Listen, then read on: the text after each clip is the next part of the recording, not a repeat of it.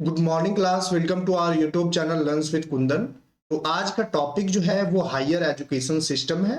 इसमें हम लोग फंडामेंटल राइट्स के बारे में जानेंगे कि हम लोगों को कितने फंडामेंटल राइट्स है और उनके कौन कौन सा आर्टिकल है।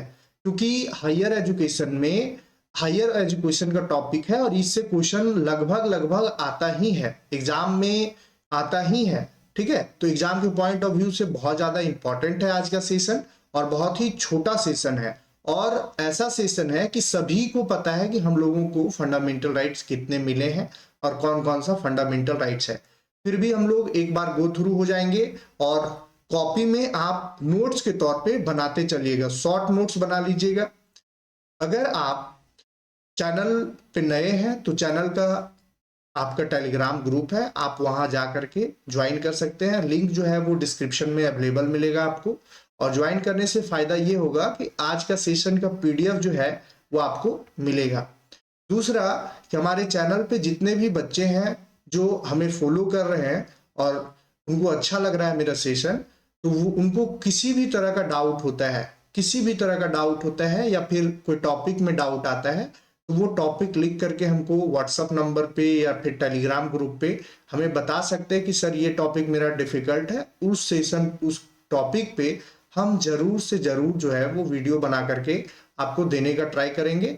और अगर डाउट जो है वो छोटा होगा तो उसे हम फोन पे क्लियर करने का काम करेंगे। तो आपको किसी भी तरह का डाउट, अपने अंदर किसी भी तरह का कंफ्यूजन नहीं रखना है। आप बस केवल तो केवल मन से अपना प्रिपरेशन को कंटिन्यू रखिए। 100% इस बार जो है वो आपका सिलेक्शन होने वाला है। दूसरा कि जो नोटिफिकेशन है वो बहुत जल्द आने वाला है, यूजीसी का नोटिफिकेशन बहुत जल्द आने वाला है। तो आप अपना 100% देना स्टार्ट कीजिए। चलिए सेशन को स्टार्ट करते हैं और देखते हैं कि कौन कौन सा फंडामेंटल राइट्स हम लोगों को दिया गया है। आपको पता है कि 6 फंडामेंटल राइट्स हम लोगों को प्रोवाइडेड है। स्टार्टिंग में जब कॉन्स्टिट्यूशन बना था उस समय 7 फंडामेंटल राइट्स थे। कितने फंडामेंटल राइट्स थे? 7। अभी कितने हैं? 6 हैं।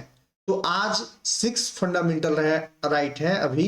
तो हम लोग टोटल 6 फंडामेंटल राइट्स के बारे में डिस्कस करेंगे।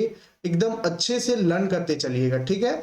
और जो 7वां फंडामेंटल राइट्स जो था वो था राइट टू प्रॉपर्टी। तो राइट टू प्रॉपर्टी को हटा करके एक लीगल राइट्स रखा गया है उसको, है ना। यानी कि संविधान के अनुच्छेद आर्टिकल 300A में जा करके उसे केवल तो केवल कानूनन अधिकार है, वो फंडामेंटल राइट्स नहीं है। संपत्ति, राइट टू संपत्ति यानी राइट टू एसेट्स, ठीक है। राइट टू एसेट्स को हटा दिया गया फंडामेंटल राइट से, ठीक है। अभी जो है पहला है फंडामेंटल राइट, वो है राइट टू इक्वालिटी। पहला क्या है? Right to equality. आर्टिकल 14 से लेकर के 18 तक कौन डील करता है? तो राइट टू इक्वालिटी यानी कि समानता का अधिकार पहला मौलिक अधिकार है, पहला फंडामेंटल राइट्स है, ठीक है। आर्टिकल 14 क्या कहता है? जो आर्टिकल 14 से लेकर के 18 तक में 14 से लेकर के 18 तक में राइट टू इक्वालिटी है। तो 14वां नंबर आर्टिकल क्या देता है हम लोगों को? तो 14 नंबर आर्टिकल कहता है equality before the law and equal protection of the law. बोलता है कि कानून के समक्ष समानता यानी कि कानून के नजर में समानता और कानूनों का समान संरक्षण। और जितने भी लॉ है वो सभी पे इक्वल जो है वो क्या होगा? लागू होगा।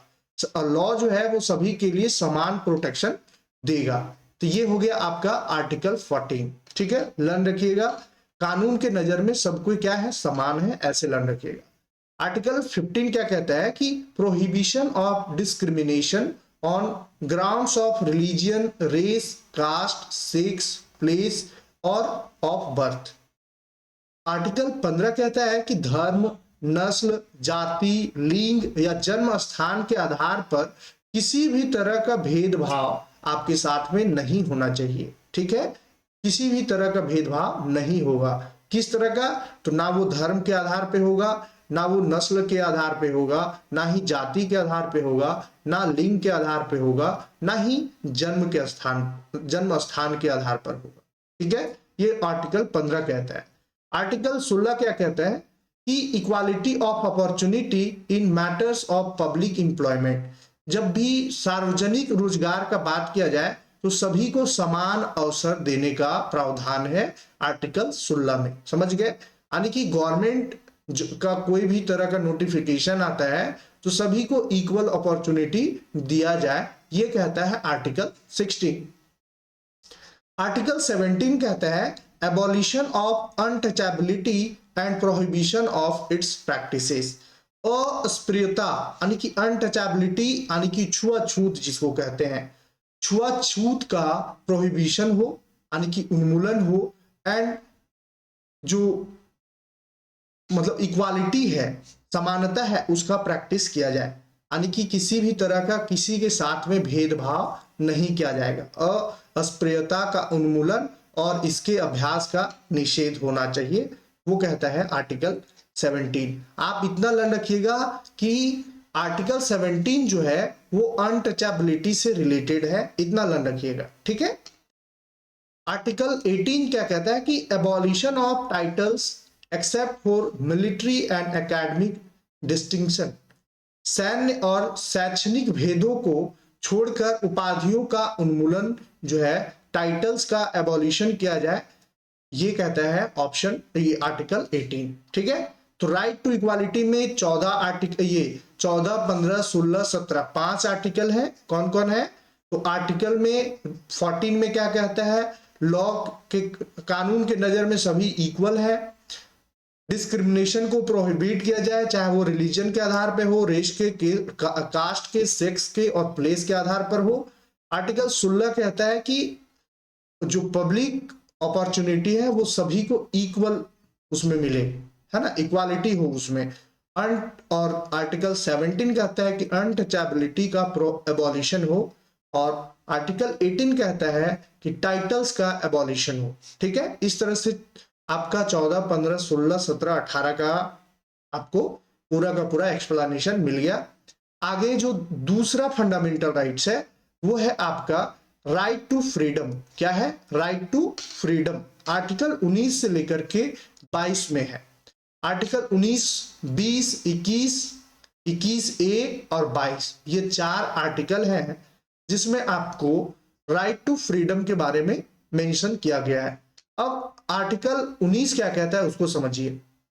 इसमें क्या है कि protection of certain rights regarding freedom of speech, सभी को बोलने का आजादी है, एक्सप्रेशन का आजादी है, असेंबली एसोसिएशन का है, मूवमेंट का, रेसिडेंस का एंड प्रोफेशन का, ये सभी को अपना आजादी दिया है।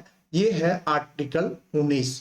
भाषण देने का, अभिव्यक्ति की, सभा का, संघ आंदोलन का, निवास का, पेशे की स्वतंत्रता से संबंधित कुछ अधिकारों का संरक्षण इसमें मेंशन है। तो आर्टिकल 19 आपको क्लियर हो गया होगा, आई होप। उसके बाद आप आ जाइए आर्टिकल 20 में। आर्टिकल 20 कहता है कि protection in respect of conviction for offences including no ex post facto laws, no double jeopardy, no self incrimination, यानी कि अपराधों के लिए दोष सिद्धि के संबंध में संरक्षण, जिसमें कोई पूर्वव्यापी कानून, कोई दोहरा खतरा और कोई आत्म अपराध शामिल नहीं है, ये आपका कहता है आर्टिकल 20। आर्टिकल 20 में प्रोटेक्शन से रिलेटेड है। अब किसके? तो जो अपराध है ना, उनके संरक्षण से रिलेटेड है कि किसी भी तरह का उनके साथ में गलत ना हो। आपका जो आर्टिकल 21 है वो प्रोटेक्शन देता है life and personality liberty, personal liberty, यानी जीवन और व्यक्तिगत स्वतंत्रता का संरक्षण देता है, ये आर्टिकल 21 है। और 21A में क्या कहता है कि right to education for children age to 6 to 14, और 6 से लेकर के 14 साल के बच्चों को ये राइट टू एजुकेशन यानी कि शिक्षा का अधिकार दिया गया है, वो है आर्टिकल आपका आर्टिकल 21A।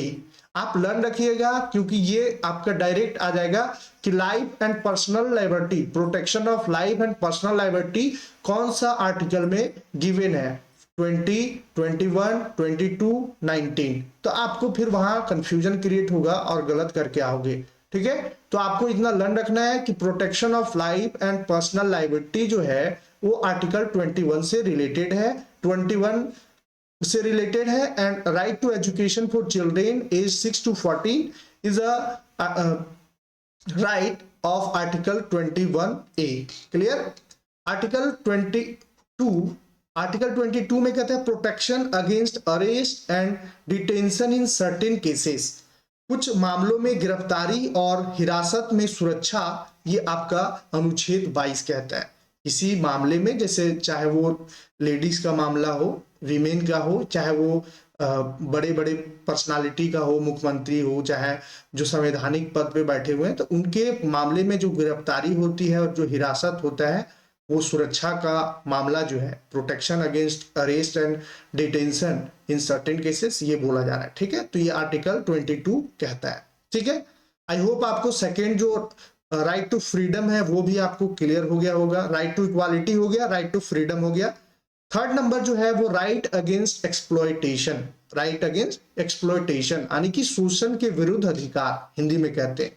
ये आर्टिकल 13 और आर्टिकल 14 में आपको दिया गया है। आर्टिकल 13 में जो है वो है prohibition of human trafficking and force labour, मानव तस्करी और जबरन श्रम का निषेध आर्टिकल 23 में है। और आर्टिकल 24 जो है वो कहता है prohibition of employment of children in hazards condition, खतरनाक परिस्थितियों में बच्चों के रोजगार का निषेध जो है वो आर्टिकल 24 कहता है। ये आपको लर्न रखना है।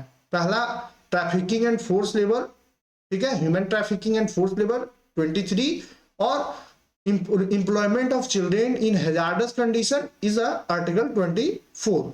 ये समझ गए आप। नेक्स्ट जो है चौथा नंबर है वो है right to freedom of religion. Right to freedom अलग है, right to freedom of religion अलग है। ठीक है, राइट टू फ्रीडम अलग है आपका फंडामेंटल राइट, और right to freedom of religion ये अलग है। अब आर्टिकल 25 to 28 क्या कहता है उसको समझिए। आर्टिकल 25 कहता है कि freedom of conscience and free profession practice and propagation of religion, ठीक है, विवेक की स्वतंत्रता और धर्म के स्वतंत्र पेशे, अभ्यास और प्रचार, ये आपका आर्टिकल 25 कहता है।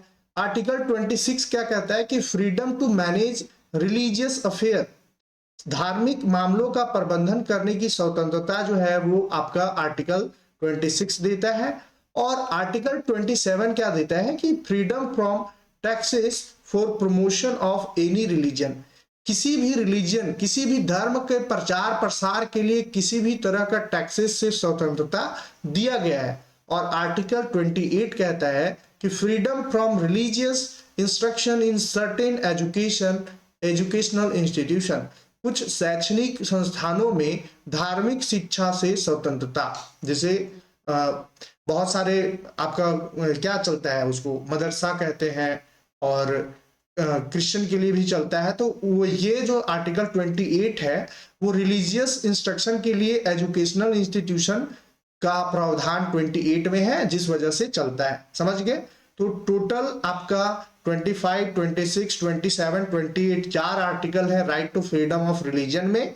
और पहला आपको अच्छे से लर्न रखना है कि धर्म के स्वतंत्र पेशे, अभ्यास और प्रचार करने के लिए, यानी कि profession, free profession, practice, propagation of religion, ये 25 में है। रिलीजियस अफेयर को मैनेज करने का ये 26 में है। और रिलीजियस को प्रमोशन करने के लिए टैक्सेस से फ्री रखा गया है, 27 में है। और एजुकेशनल इंस्टीट्यूशन आपका रिलीजियस एजुकेशनल इंस्टीट्यूशन 28 में है। ये आपको लर्न रखना है। चौथा right to freedom of religion खत्म होता है और हम लोग पांचवा फंडामेंटल राइट की ओर चलेंगे और देखेंगे cultural and educational right. Cultural and educational right जो है वो आपका आर्टिकल 29 to 30 में है। तो आर्टिकल 29 में क्या है, तो protection of the interest of minority, ठीक है, माइनॉरिटी अल्पसंख्यकों के हितों की सुरक्षा जो है वो आर्टिकल 29 में है। क्लियर। और आर्टिकल 30 में जो है वो क्या है कि right of minority to establish and administer educational institution. फिर से समझिएगा, आपका वहां का 28, आर्टिकल 28 और आर्टिकल 30 को समझिए। आर्टिकल 28 और आर्टिकल 30 को कि धर्म के लिए किसी भी एजुकेशनल इंस्टीट्यूशन इस्टेब्लिश कर सकते हैं आप, ये कहता है आर्टिकल 28। समझिए, आर्टिकल 28 कहता है कि freedom from religious instruction in certain educational institution, कुछ शैक्षणिक संस्थानों में धार्मिक शिक्षा से स्वतंत्रता है, फ्रीडम है। और दूसरा ये कहता है कि जो माइनॉरिटी है, जो अल्पसंख्यक है, उनको शैक्षणिक संस्थान स्थापित करने और उनका प्रशासन करने का अधिकार जो है वो आर्टिकल 30 में है।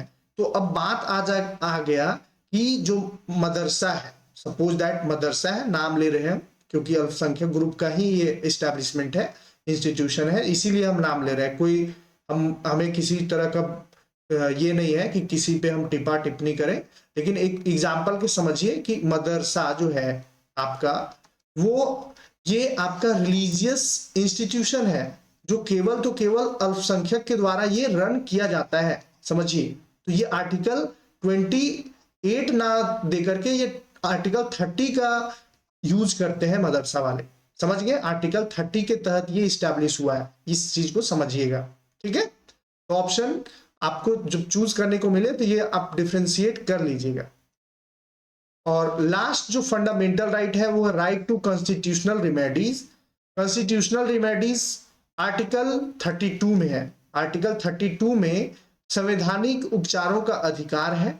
इसमें क्या होता है कि the right to move the supreme court to enforce fundamental right term as the heart and soul of the constitution by B.R. Ambedkar.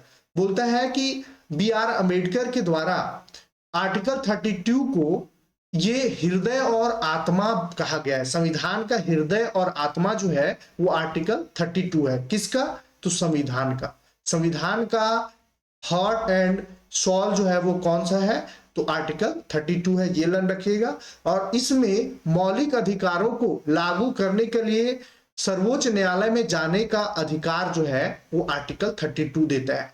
मान लीजिए आपका right to speech, right to education या फिर किसी भी तरह का राइट का आपका हनन हो रहा है, तो आप डायरेक्ट सुप्रीम कोर्ट जा सकते हैं। और किस राइट के तहत जा सकते हैं आप? तो अनुच्छेद 32 के तहत आप सुप्रीम कोर्ट जा सकते हैं। ये आपका रहा आर्टिकल 32। तो आई होप आपको अच्छे से क्लियर हो गया होगा 6 का 6 फंडामेंटल राइट्स। और अगर किसी तरह का डाउट आता है तो आप जरूर बताइएगा। आपको दोनों बता दिया गया है, व्हाट्सएप नंबर भी है, टेलीग्राम ग्रुप है, आप कहीं भी कमेंट करके मैसेज करके हमें पूछ सकते हैं कि सर ये डाउट है। आपको जरूर क्लियर करने का कोशिश करेंगे आपका डाउट को। हम लोग नेक्स्ट क्लास में फिर से मिलेंगे, तब तक के लिए आप अपना ख्याल रखिए, पढ़ाई को जारी रखिए क्योंकि एग्जाम बहुत पास है। अपना पढ़ाई में और भी तेजी लाइए, अपना 100% दीजिए और बाद बाकी ऊपर वाले पे छोड़ दीजिए। आपका 100% देने से आपका एग्जाम 100% भी निकलने वाला है। धन्यवाद।